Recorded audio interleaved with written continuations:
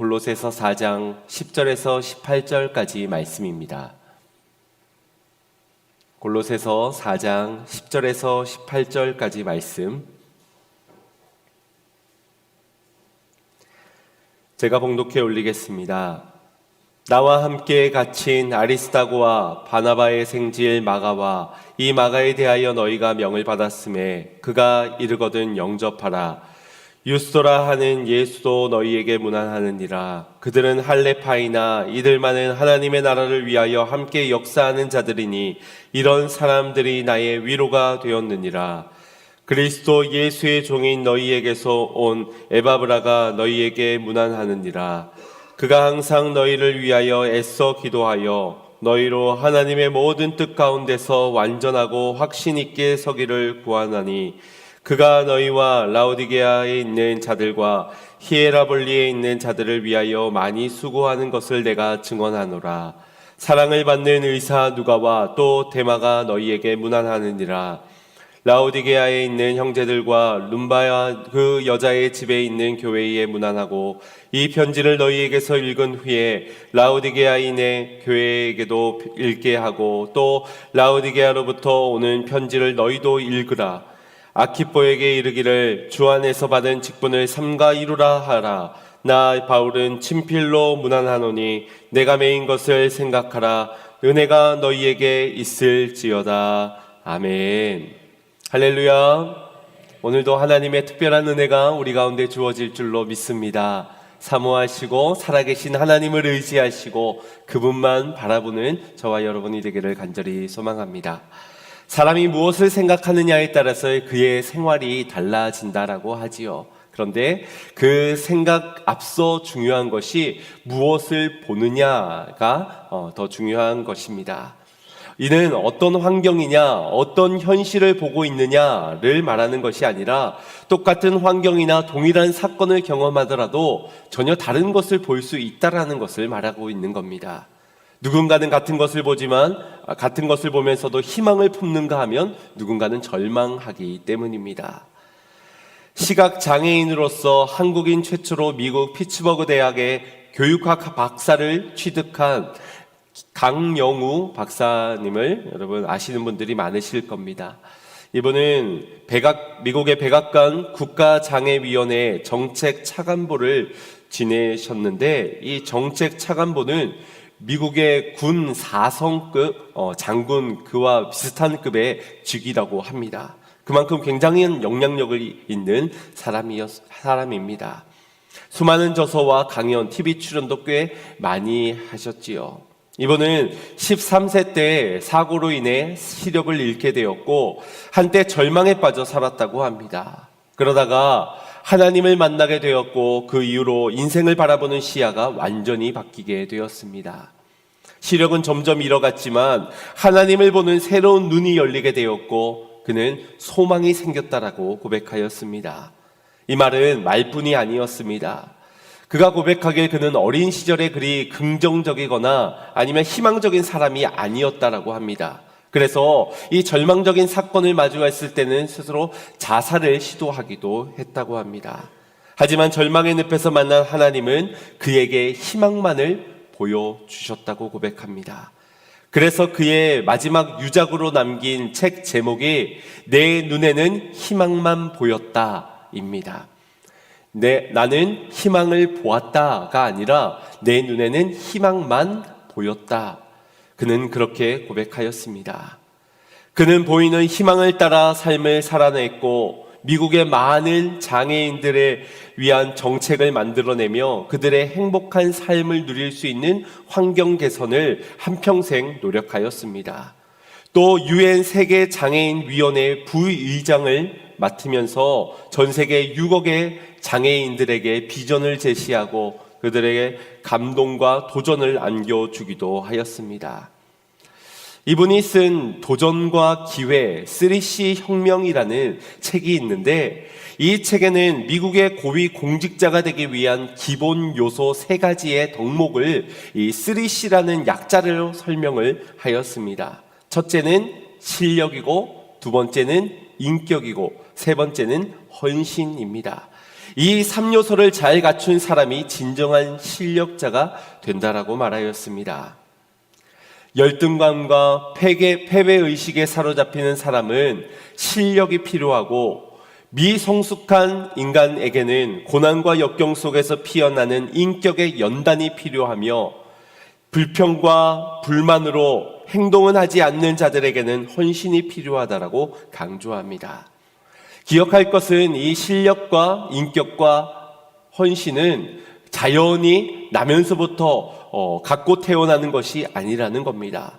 무단히도 훈련되어져야 한다는 것이지요. 훈련은 누구에게나 힘들 것입니다. 그러나 무엇을 목표로 삼느냐에 따라, 바라는 목표가 무엇이느냐에 따라서 그 훈련도 연단도 충분히 이겨낼 수 있는 겁니다. 그래서 무엇을 보느냐가 중요한 겁니다. 그 보느냐가 곧 우리의 설정한 목표가 되는 것이지요. 어떤 목표를 가지느냐에 따라서 그 목표를 위해 노력할 텐데, 단순히 어떤 직업을 갖겠다, 어떤 직장에 들어가겠다, 그것을 목표로 삼기보다는 어떤 사람이 되겠다라는 목표를 가진다면 우리는 어떻게 살 것인지를 고민하면서 어떤 사람으로서 살게 될 것이라 말합니다. 특별히 우리 그리스도인들은 표대 되신 예수 그리스도를 바라보아야 하겠지요. 그러면 그분에게서 그분의 실력을 배우고, 그분의 인격을 배우고, 그분의 헌신을 배우면서 우리는 그분을 자연히 쫓아가고 추구하게 될 것이고, 결국 그분을 닮아지게 될 것입니다. 사람은 길어봐야 100년이라는 인생을 살면서 수없이 많은 사람들을 스쳐 지나가게 될 것입니다. 그중 인생에서 기억에 남는 몇 사람이 있을 터인데, 멋진 직업을 가진 사람이 기억되는 것이 아니라 멋진 향기를 나타내는 사람을 우리는 기억하게 될 것입니다. 물론 멋진 향기를 갖는 것도 쉽지 않겠지만, 이 책에서는 이 멋진 향기, 아름다운 향기를 위하여서는 먼저 아름다운 꿈을 꾸라 말합니다. 우리가 좋은 목표를 삼는 것과 동일한 것이지요. 어떤 사람이 될 것인가, 어떤 자리에서 나는 어떻게 살아가는 사람이 될 것인가, 그렇게 아름다운 꿈을 꾸고 살아가게 되면 언젠가 나는 아름다운 사람이 되어 아름다운 향기를 나타내게 될 것이라는 겁니다. 그러면서 이 책에 또 하나의 방법을 제시하기를, 만약 당신이 아름다운 꿈을 갖기를 어렵다면 가치관이 같은 사람을 곁에 두라라고 제시를 합니다. 여러분, 이것을 신앙적으로 한번 연결해 보십시오. 우리가 현실적으로 어떤 꿈을 꾸기가 너무나도 어려운 현실일 수 있습니다. 고난이요 광야일 수 있다는 것이지요. 그러나 우리가 성경적 가치관으로 하나님 나라를 품는 가치관을 가진 사람을 곁에 둔다면 그가 바라보는 시선을 우리도 그 광야에서 함께 바라볼 수 있다는 겁니다. 그렇게 이스라엘 백성들이 모세가 바라보던 그 하나님을 함께 바라보면서 약속의 땅까지 가지 않았습니까? 물론 1세대들은 부정적인 평가를 통하여서 세상을 바라보고 메뚜기 같은 자신들, 그보다 거인된 사람들의 현실을 바라보니 그들은 불평을 일삼았지만, 다음 세대들은 영원한 약속을 바라보면서 본향을 향하여 걸어갔기에 그들은 약속의 땅에 들어갈 수 있었습니다. 가치관이 맞는 사람, 아름다운 꿈을 꾸는 사람, 그들을 곁에 두라. 곧 그들과 아름다운 관계를 이어나갈 때 우리는 아름다운 향기가 나게 될 것이라는 말입니다. 바라기는 저와 여러분들은 주님과 먼저 아름다운 관계를 이어가야 할 줄로 믿습니다. 표대 대신 주 예수 그리스도를 더욱 바라보면서 그분이 내 안에 있음을 믿고 내가 그분 안에 있기를 거하며, 그렇게 항상 주님과의 관계를 힘써 지켜가야 할 줄로 믿습니다. 그분의 실력, 그분의 인격, 그분의 헌신을 닮아가서 복음의 향기가 나는 사람으로, 그래서 모든 사람들이 나를 당신의 곁에 머물러 두고 싶은 그런 사람으로 세워져 가기를 축복합니다. 그런 저와 여러분들이 모인 이 교회라는 공동체가 그래서 얼마나 귀한지 모릅니다. 함께 그런 좋은, 옳은, 의로운 가치관을 가지며 살아가면서 우리는 함께 아름다운 꿈을 꾸고 아름다운 향기를 드러내며 그때에 주님의 아름다운 일들을 보게 될 줄로 믿습니다. 주님께서 사용하시는 그런 아름다운 사람들이 되시기를 주님의 이름으로 축복합니다. 오늘 본문은 바울이 골로새 성도들에게 마지막 안부를 전하며 그와 함께한 아름다운 동역자들을 한 명씩 소개를 합니다. 그리고 그들이 전하는 위로를 함께 나누고자 하였습니다. 특별히 먼저 소개되어지는 세 사람은 유대인 동역자 세 사람이었고 12절부터 나타나는 세 사람은 헬라인 동역자 세 사람입니다.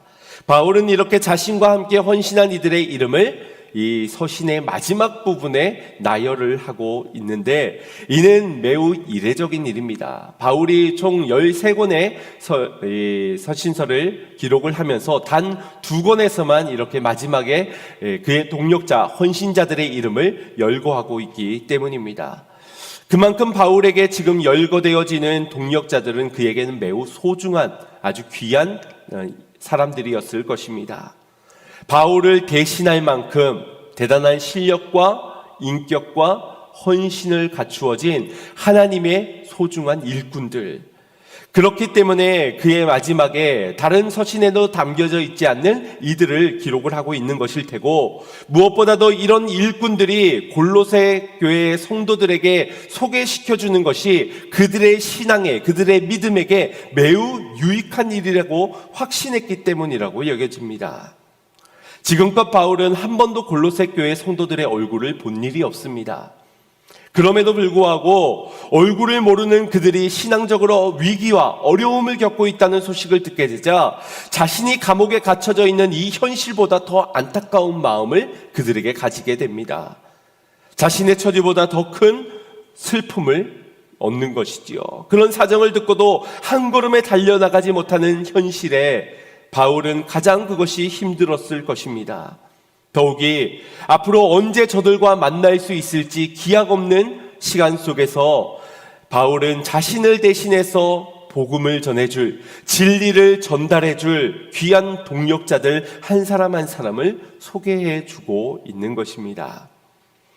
예수님께서도 그런 헌신된 자들을 찾고 계시지 않겠습니까? 나를 대신하여서 복음을 전해줄 사람, 생명의 빛을 들고 어두움 가운데 나아가 밝혀줄 그 사람, 세상의 부패함을 막아줄 소금과 같은 백성, 아버지의 마음으로 잃어버린 양을 찾아 나설 그 한 사람, 주님의 몸된 교회를 내 몸처럼 사랑하고 돌봐줄 그 헌신자를 주님도 찾고 계실 줄로 믿습니다. 그리고 그 한 사람이 오늘 저와 여러분이 되기를 간절히 소망합니다. 그 마음에서 바울이 이 서신을 골로새 성도들에게 준 것이 아닐까 싶습니다. 특별히 오늘 본문에 소개되는 바울의 동역자들을 살펴보면서 저와 여러분도 그들과 같은 아름다운 꿈을 꾸고 아름다운 헌신을 감당하는 그런 아름다운 향기를 나타내는 자들이 되기를 소망합니다. 그런 이들을 주님도 기억하여 주실 것이고 그들을 주님께서도 사용하여 주실 줄로 믿습니다. 먼저 소개되는 바울의 유대인 동역자 세 사람은 아리스다고와 마가와 유스도입니다. 우리 10절 11절 말씀 합독해 보겠습니다. 시작. 나와 함께 갇힌 아리스다고와 바나바의 생질 마가와 이 마가에 대하여 너희가 명을 받았음에 그가 이르거든 영접하라. 유스도라 하는 예수도 너희에게 문안하느니라. 그들은 할레파이나 이들만은 하나님의 나라를 위하여 함께 역사하는 자들이니 이런 사람들이 나의 위로가 되었느니라. 아멘. 첫 번째로 소개되는 인물은 아리스다고입니다. 바울과 누가와 함께 제3차 전도 여행을 동행하였던 인물인데 특별히 오늘 본서에서는 그가 나와 함께 감옥에 갇혀 있었다라고 기록하고 있습니다.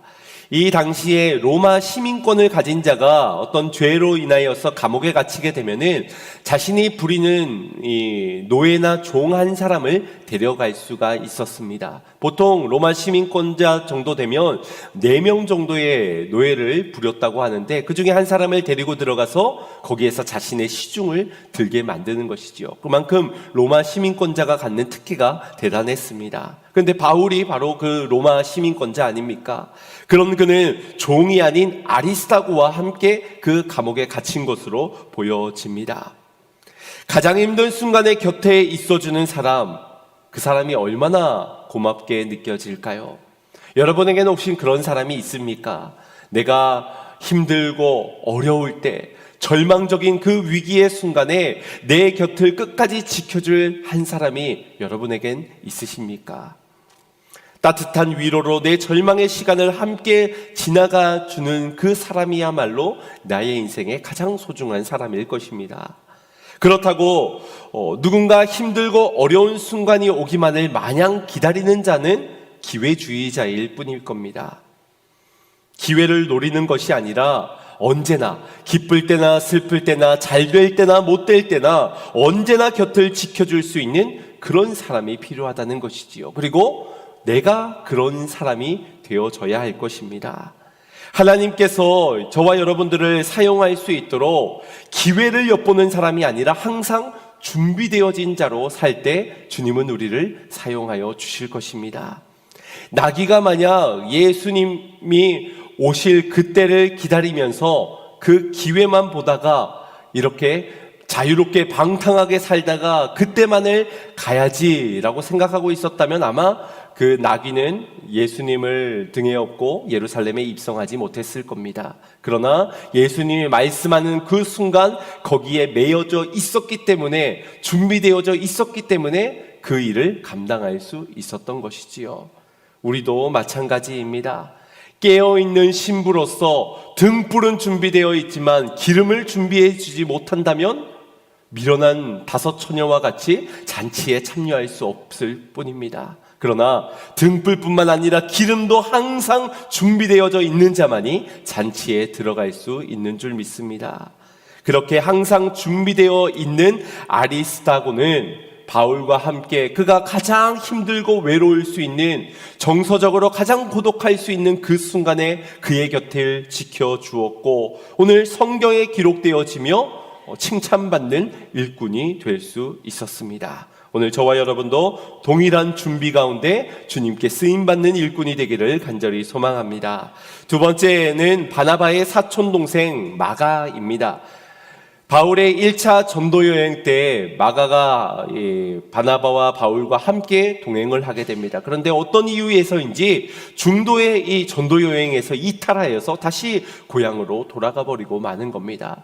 여러 학자들이 추정하기를 아마도 이 마가라는 사람이 굉장한 부자였거든요. 마가의 다락방에 나오는 그 마가인데 다락방에 120명의 사람들이 모여서 기도할 만큼 큰 집을 가지고 있는, 그러니까 부잣집 도련님이었는데 이 전도 여행이 너무 고달프고 힘든 나머지 난 못하겠다고 도망을 갔기 때문일 거다라고 추정을 하기도 하고, 또 더 많은 학자들이 이렇게 추정합니다. 아마 그가 향수병에 걸려서 웬 타지에 처음 가서 겪게 되는 그 향수병 때문에 다시금 그것을 버티지 못해서 고향으로 돌아갔을 것이라고 말을 하곤 합니다. 이유야 어찌되었던 중도에 탈락하여 떠나져 버린 그 마가를 바울은 크게 낙심하게 됩니다. 그리고 2차 전도 여행이 시작할 때 바나바가 자신의 사촌 동생인 이 마가를 다시금 데려가려 하였을 때 바울은 절대 그와 함께 데려갈 수 없다고, 그로 인하여서 우리 전도 여행 공동체 팀이 무너지고 힘들어질 수 있기 때문에 절대 안 된다라고 말하였습니다. 이 일로 인하여서 바나바와 바울이 힘이 다투었다고 성경이 기록하고 있는데, 그로 인해서 바나바는 마가와 함께, 그리고 바울은 실라와 함께 이제 전도 여행을 떠나게 됩니다. 바울이 그런 마가를 지금 오늘 본문에서 다시금 언급을 하고 있는 겁니다. 심지어 이 마가에게 골로새의 교회로 가서 그들에게 어떤 사역을 감당하라고 그를 파송했고, 골로새 교회 성도들에게는 마가가 방문할 때 그를 잘 영접해 주세요라고 부탁을 하기도 합니다. 이 모든 정황들로 보아서 이전에 전도 여행 이후에 마가와 바울이 화해를 하고 다시 하나님의 나라의 일을 협력하고 있다는 것을 알 수가 있습니다. 심지어 디모데후서 4장 11절 말씀을 보면 마가를 데리고 오라. 그가 나의 일에 유익하니라. 바울에게는 유익한 사람, 그만큼 신뢰할 수 있는 사람으로 인정을 받고 있습니다. 그들의 관계가 완전히 회복되어진 것이지요. 이것을 볼 때 마가는 굉장히 신앙적으로 성장을 이루었고 그와 마찬가지로 바울도 신앙적인 성장을 했다라고 볼 수 있는 대목입니다. 마가는 이후에 마가복음을, 이 복음서 중에 가장 먼저 기록된 것이 마가복음인데, 그만큼 이 마가는 어떤 회심의 뜨거운 열정 가운데 회복이 되어져서 성장이 되어져서 마가복음을 기록하고, 그리고 골로새 교회에 기꺼이 방문할 정도의 일꾼이 되었습니다. 뿐만 아니라 바울도 그런 변화된 마가를 다시 수용하여서 함께 하나님의 꿈을 꾸며 달려나가는 동력자로 삼을 만큼 바울의 마음도 굉장히 넉넉해졌다는 것을 볼 수 있습니다. 여러분도 잘 아시겠지만 우리의 마음에서 한번 그 마음 밖으로 밀려난 사람이 다시금 마음속에 들어오기란 쉽지가 않습니다. 한번 찍힌 사람은 영원히 찍히게 되는 것이지요. 그래서 우리가 첫인상이 그만큼 중요하다고 말하는 이유가 그런 것 아니겠습니까?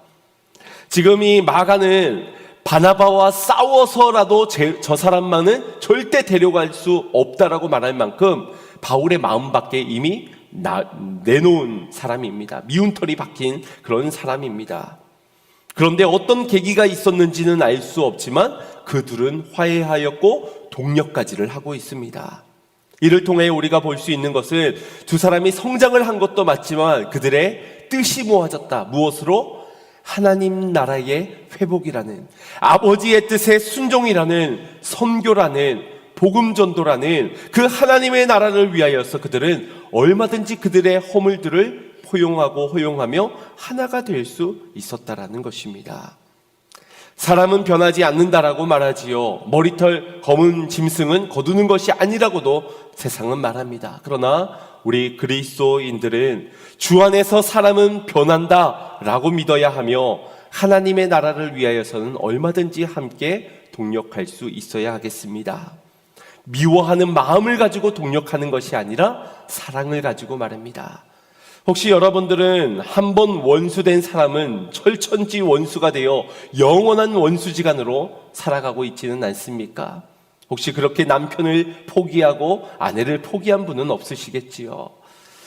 외나무 다리도 아닌데 계속해서 나에게는 원수가 늘어나고 있다라면 여러분 자기 자신을 한번 돌아보시기 바랍니다. 다른 사람의 생각과 행동에 문제가 있는 것일 수도 있겠지만 주님의 시선으로 연약함으로 바라보지 못하는 나의 문제가 가장 클 수 있기 때문입니다. 함께 사역을 감당하다 보면은 여러 의견 충돌들이 있을 수 있고 때로는 그 속에서 마음이 낙심되기도 하고 상처까지 받는 경우들도 있습니다. 그러나 그런 감정에 매여 있어서는 안 됩니다. 우리는 어떤 일을 잘 해내서 좋은 결과를 만들어내야 되는 사람이 아니라 과정에서부터 하나님의 사랑으로, 성령으로 심어, 믿음으로 심어 열매를 거두어야 하는 자들입니다. 그러니 우리에게는 과정이 훨씬 더 중요한 것이지요. 그러니 그 속에서는 기도와 사랑으로, 화해와 용납으로 관계의 회복 가운데서 주님이 기뻐하시는 열매를 맺어가야 할 줄로 믿습니다. 그것이 정말 주님의 동력자로서, 사역자로서의 모습인 겁니다. 세 번째로 소개되는 이는 유스도라 하는 예수라는 사람입니다. 우리가 생각하기에는 어떻게 이름을 예수라고 지을 수 있나, 좀 건방지다, 불경스럽다라고 말할지 모르겠지만 당시 유대인의 이름으로는 매우 흔한 이름입니다. 주로 여호수아, 예슈아 이렇게 불렀는데 그것의 헬라형의 이름이 바로 예수입니다. 그리고 유스도는 로마 이름이지요. 유스도에 대해서 더 자세히 알 수는 없지만 그 이름의 뜻은 올바르다, 의롭다라는 뜻을 지니고 있습니다. 그만큼 그의 삶이 어떠했을지를 우리가 어느 정도 추정할 수 있고, 그가 지금 바울의 곁에 머물러 있을 만큼 그의 삶의 가치관이 어떠했을지, 오르고 바르고 의롭다라는 것을 우리는 대략적으로 상상할 수 있습니다. 중요한 것은 이 세 사람을 통하여서 바울이 위로를 얻었다라는 것입니다. 11절 끝자락에 나와 있는 나의 위로, 이 사람들이 나의 위로가 되었느니라 그는 고백하고 있습니다. 이는 단순히 그들의 말을 통해서 위로를 받았다는 의미가 아닙니다. 그냥 알고 바울 선생님 얼마나 힘드십니까? 이러차디찬 감옥에 갇혀서 고생이 참 많으십니다. 내가 이제 당신 곁에 있어 주겠으니 힘내십시오.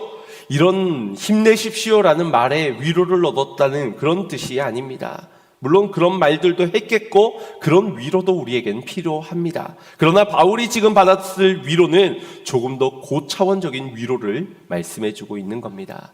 예를 들어서 이런 겁니다. 제가 여러분들에게 우리 같이 큐티에 한번 힘써 봅시다. 매일매일 말씀으로 살아야만 우리의 신앙이 자랄 수 있습니다. 말씀에 생명이 있습니다. 강조를 합니다. 여러분, 이번에 양육훈련 한번 받아보십시오. 아주 잘 커리큘럼이 짜여 있습니다. 한번 도전해 보시지요. 그랬는데 성도님들의 신청을 하질 않는 겁니다. 큐티 목사님이나 하세요. 훈련 그거는 저기 새신자들이나 받아야지요. 마치 그런 모습들처럼 그냥 맹숭 아무도 신청을 하지 않으면 제 마음이 어떨까요? 낙심이 되겠지요. 왜 이 좋은 걸 안 하지? 그러다가 사람들이 점점 떠나가는 것처럼 보여지면은 그러면서도 막 안 좋은 일들이 일어나면 내가 목회를 지금 잘못하고 있나? 내가 지금 잘못된 길을 성도들에게 제시하고 있나? 제 스스로에게 계속 반문을 하게 되는 겁니다. 그런데 어느 한 분이 당회장실에 찾아와서 목사님, 큐티를 했는데 그 큐티에 너무 큰 은혜가 됩니다. 하루 일과 중에 이 큐티 시간이 가장 기다려집니다. 큐티를 추천해 주셔서 너무 감사합니다. 제가 양육훈련 시작할 때만 해도 너무 부담스러웠거든요. 근데 12주가 지나고 보니 마음에 벅찬 감격이 우러나고 내 신앙이 뭔가 이제 새롭게 되어지고 이전의 신앙생활은 아무것도 아니었던 것처럼 느껴집니다. 정말 감사합니다. 눈물로 간증하는 분이 만나게 되면 제 마음이 어떨까요? 위로가 되는 거예요. 내가 잘못한 것이 아니구나. 틀린 것이 아니구나. 내가 계속 성도들을 힘들게 하고 있는 것이 아니구나 라는 것을 위로를 받게 되는 것이지요. 지금 바울이 받았는 위로가 바로 그런 위로인 겁니다. 감옥에 갇혀 있으면서 아무것도 할 수 없는 상황들. 그런데 골로새 교회의 성도들은 율법으로 돌아가서 우리가 조금 더 열심을 다하여서 구원을 이루어야 합니다. 율법을 지켜서 우리가 구원을 완성해 가야 한다라고 외쳐대고 있는 속에서 바울이 예전에 그렇게 살았는데 그것은 아니라고 예수를 믿고 율법이 예수님으로 완성되었다고 확신하고 달려나가고 있는데 성도들의 저런 모습들을 보면서 그러면서 자신은 감옥에 갇혀 있는 모습을 보면서 뭔가 잘못된 건가? 정말 율법이 조금 더 필요한 것인가? 그런 반문을 스스로 하게 되는 그런 순간이 찾아온다는 겁니다. 사람은 누구나 그렇지요. 뭔가 문제가 생기고 나면, 위기가 닥치고 나면 내가 뭔가 죄를 지었나? 잘못하고 있나? 내가 뭔가 신앙적으로 뭔가 문제가 있나? 우리 스스로 그렇게 자책하지 않습니까? 바울도 아마도 그랬을 것이라는 겁니다. 그런데 이 길을 함께 걸어가는 동역자들을 보면서 위로를 얻는 겁니다. 왜냐하면 그들도 오늘 본문에 기록하고 있죠. 할례파들이었다고. 그러나 그들은 하나님의 나라를 위하여서 할례가 아니라 예수를 붙잡고 달려나가는 이들. 근데 그런 삶에 그런 동역자들의 삶이 기쁨이 있는 겁니다. 감사가 있는 겁니다. 그들의 삶이 변화가 되는 겁니다. 그리고 그들의 삶에 열매가 보여지는 겁니다. 이것이 바울에게는 큰 위로가 되는 것이지요. 내가 잘못된 길을 가는 것이 아니었구나. 내가 잘못 가고 있었던 것이 아니구나. 나의 연약함 속에서도, 나의 부족함 속에서도 하나님은 살아 역사하시고 계셨구나. 그 확인을 받게 되었기에 이 위로는 그냥 말로 하는 위로보다 훨씬 큰 위로가 되었던 것입니다.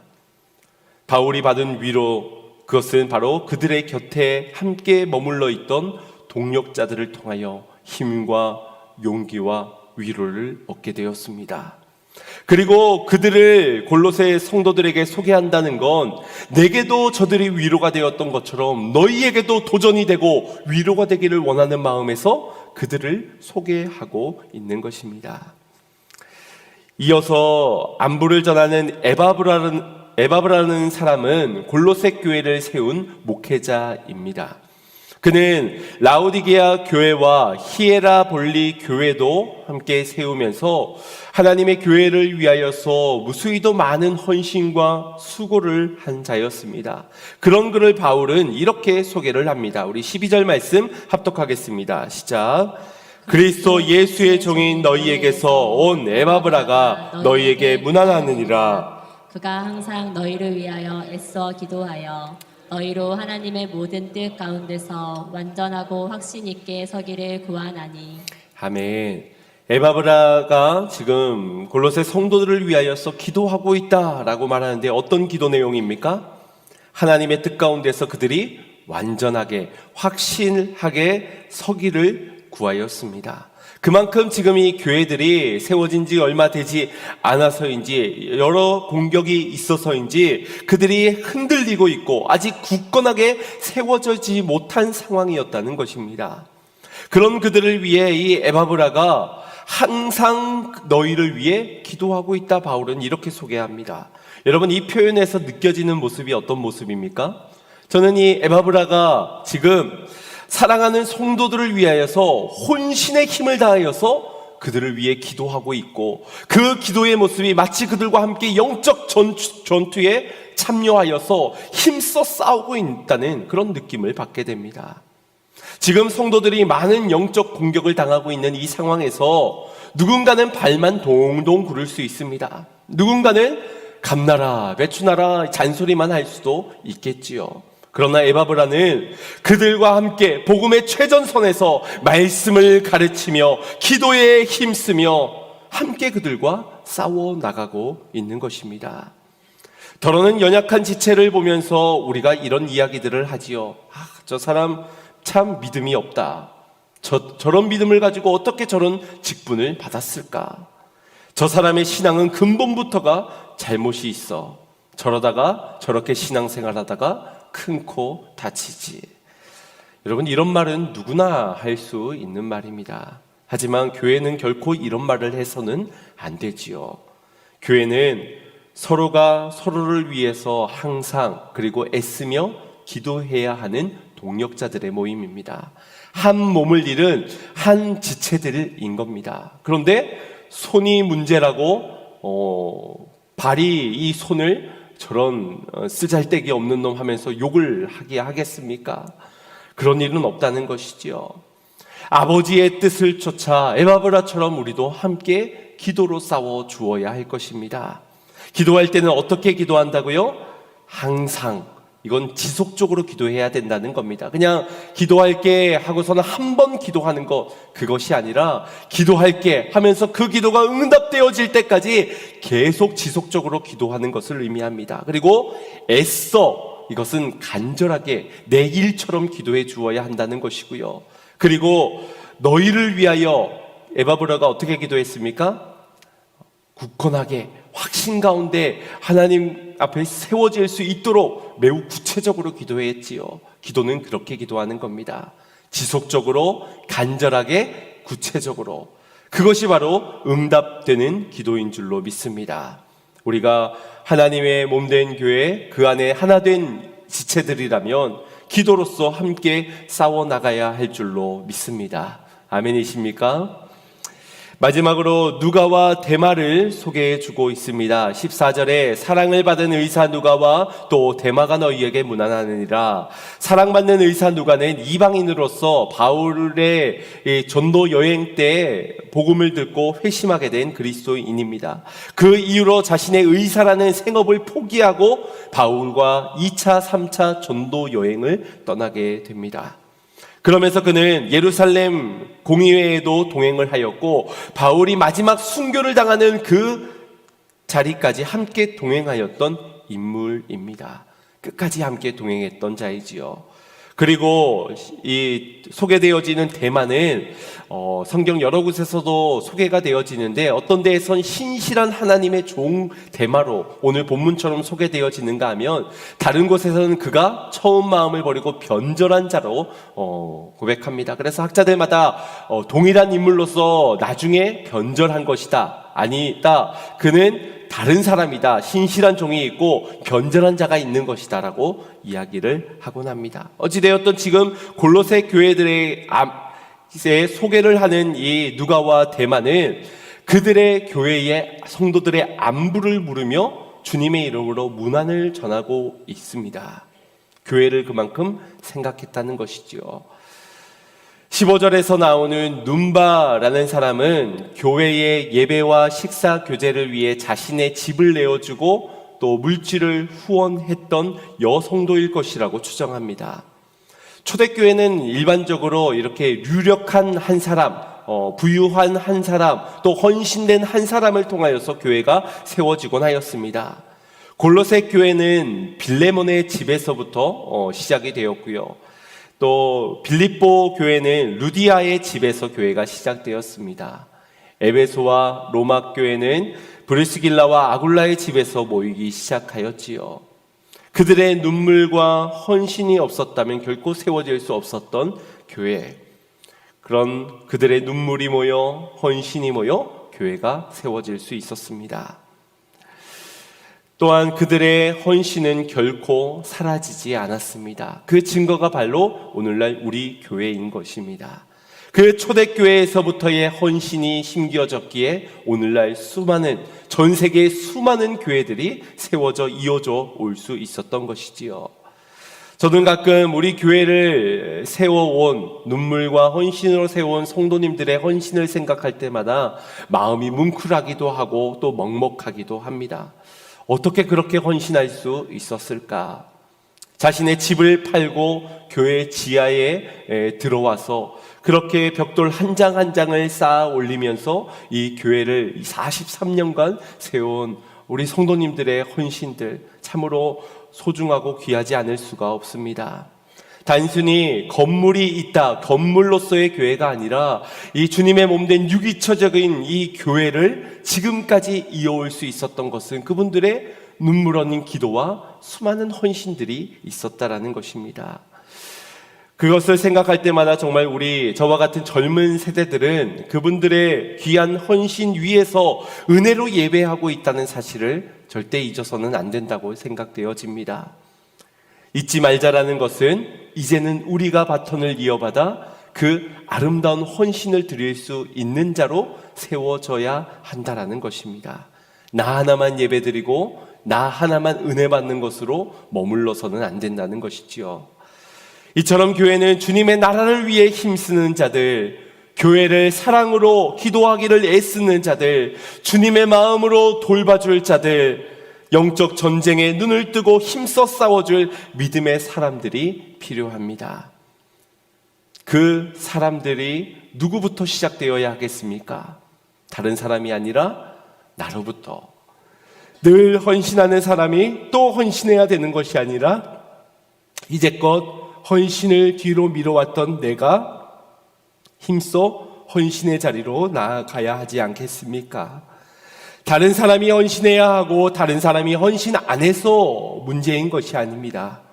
내가 다른 사람의 헌신은 강요하면서 정작 나는 주님과의 아름다운 관계도 뒤로 미루고 아름다운 헌신도 찾아볼 수 없기 때문입니다. 오늘 저와 여러분이 보여지는 그리스도의 일꾼들의 헌신된 모습들을 보면서 도전을 받고 함께 그들과의 아름다운 그 헌신의 모양들을 배워가야 할 줄로 믿습니다. 그러면서 바울은 17절에서 아키뽀라는 충성된 자에게 직분을 삼가 이루라 라고 말을 하고 있는데, 하나님께서 주신 직분은 감당해질 때 향기가 나지만 감당되어지지 않을 때는 결코 향기가 나지 않습니다. 맡기신 직분을 삼가 이루어 갈 때 그 한 사람의 헌신이 온 교회에 풍성하게 나타나게 될 것이고, 교회의 담당을 넘어 이웃을 향해, 열방을 향해서도 퍼져나가게 될 줄 믿습니다. 우리 마지막으로 18절 말씀 합독하겠습니다. 시작. 나 바울은 친필로 문안하노니 내가 매인 것을 생각하라. 은혜가 너희에게 있을지어다.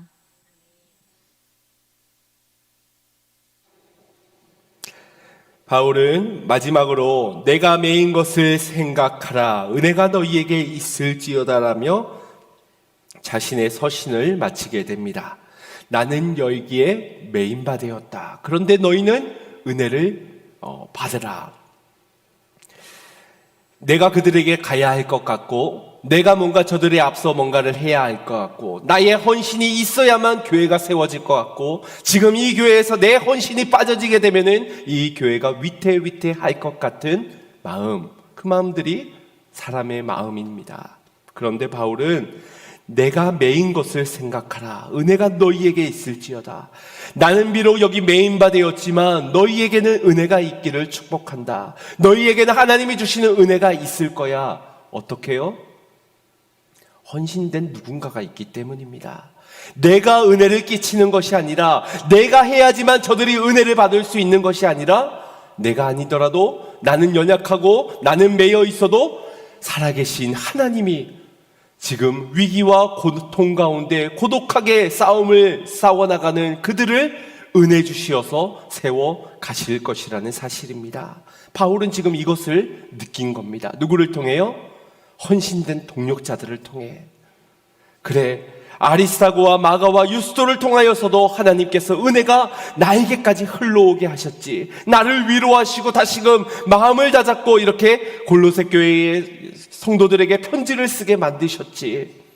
최전방에서 기도로 싸워가는 저 에바브라와 영적 전투를 이어가고 있는 누가와 데마를 보면서 바울은 그래, 하나님은 멈추지 않으시는구나. 하나님의 은혜는 나 한 사람으로 끝나져 버리는 것이 아니라 계속해서 누군가 헌신된 한 사람을 통하여서 이어가시는구나.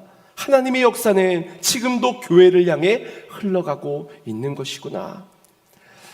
아름다운 꿈을 다시금 꾸게 되는 겁니다. 아름다운 관계가 그래서 그들에게 다시금 이어져서 그들도 이 아름다운 꿈을 꾸고 아름다운 일들을 이루어가기를 바울은 기대하였던 것입니다. 사랑하는 성도 여러분, 우리가 하는 것 같지만 하나님이 하십니다. 내가 할 수 없을 때 그때에도 주님은 하시고, 내가 할 수 있다라고 나설 때 또한 주님이 하시는 것입니다. 착각하지 말아야 할 것입니다. 그러나 그렇다고 우리의 눈물과 헌신이 필요 없다는 것은 아닙니다. 주님과의 친밀한 사귐, 그 아름다운 관계가 이어졌을 때 주님은 우리를 사용하고자 하실 것입니다. 우리가 주님을 사랑하느냐 물으시며 사랑하는 자에게 힘을 주시고 용기를 주시고 담력을 주시고 때로는 체력을, 때로는 시간을, 때로는 물질을 주시어서 그렇게 하나님의 교회를 은혜롭게 세워가고자 하실 것입니다. 우리의 아름다운 그 향기가 또한 세상을 향해 흘러가서 세상의 모든 이들이 이 아름다운 역사를 보도록, 그래서 이 아름다운 관계의 공동체 속에 들어오도록 하실 것입니다. 때로는 공동체여서 힘들 때가 있고 공동체여서 어려울 때도 있지요. 혼자 가면 훨씬 편하게 수월합니다. 하지만 하나님의 부르신 그 길은 험난하기 때문에 함께 가야 멀리 갈 수 있습니다. 아니, 끝까지 갈 수 있는 것입니다. 바울이 위대한 전도자이지만 그에게는 동력자가 필요했습니다. 위로해 줄 자, 기도해 줄 자, 후원해 줄 자, 함께 걸어갈 자, 그런 모두의 동력자들이 필요했기에 주님은 붙여주셨습니다. 그리고 그런 이들과 함께 아름다운 꿈을 꾸며 아름다운 관계 속에서 아름다운 일들을 이루어갈 수 있었습니다. 오늘 저에겐 여러분들이 너무나도 큰 위로가 됩니다. 여러분에게도 제가 위로가 되기를 소망합니다. 또 여러분 한 사람 한 사람 목장에서, 부서에서 서로의 동력자들이 서로가 위로가 되는 존재, 힘이 되어주는 존재, 그래서 계속 내 곁에 머물러 두고만 싶은 사람으로 그렇게 우리가 회복되어지기를 소망합니다. 그리스도의 사랑으로, 하나님의 비전으로 그렇게 실력과 인격과 헌신이 갖추어져 주님의 나라에 귀하게 쓰임받는 그런 일꾼들이, 충성된 일꾼들이 되어지기를 주님의 이름으로 축원드립니다. 우리 말씀, 주신 말씀 생각하시면서 손잡고 함께 가세 찬양하겠습니다. 우리 걸어가는 이 길이 결코 처음 밟는 길이 아니야. 수천 년 동안 온 땅 곳곳에서 주님 따른 흔적이 있으니 우리 걸어가는 이 길이 낯설고 두려워 보일지라도 삶의 무게를 두고 흘러들어오는 주님 부활의 생명을 봐. 우리 함께 손잡고 가세. 조금 느리고 어려울지라도 주님 부르신 그 감격 붙잡고 손잡고 함께 가세. 우리 함께 손잡고 가세. 때론 더디고 힘겨울지라도 주님 부르실 그날을 향하여 손잡고 함께 가세. 다시 한 번 더. 우리 걸어가는 이 길이 결코 처음 밟는 길은 아니야. 수천 년 동안 온 땅 곳곳에서 주님 따른 흔적이 있으니 우리 걸어가는 이 길이 낯설고 두려워 보일지라도 삶의 무게를 두고 흘러들어오는 주님 부활의 생명을 봐. 우리 함께 손잡고 가세. 조금 느리고 힘겨울지라도 주님 부르신 그 감격 붙잡고 손잡고 함께 가세. 우리 함께 손잡고 가세. 때론 더디고 힘겨울지라도 주님 부르실 그날을 향하여 손잡고 다시 한번 더 우리